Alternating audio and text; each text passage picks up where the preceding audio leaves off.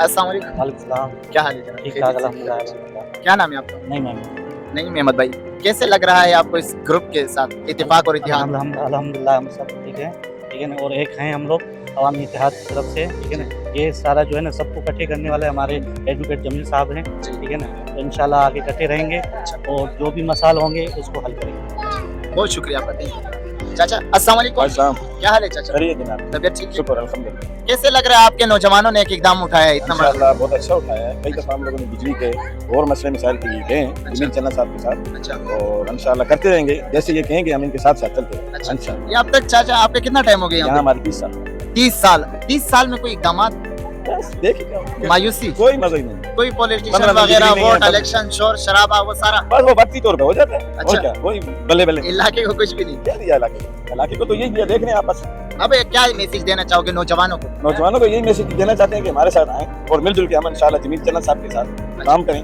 कम से कम कुछ न कुछ ये आगे हम इनके साथ साथ। एडवोकेट जमील चन्ना साहब का क्या मैसेज है? जमील चन्ना साहब का मैसेज तो यही है कि इत्तेफाक और इतिहाद। इत्तेफाक जरूरी। बिल्कुल। हम पड़ोसी हैं, बिल्कुल दीवार एक है। अच्छा हाँ, माशाल्लाह, ठीक है, thank you so much, Thank you. बहुत शुक्रिया आपका।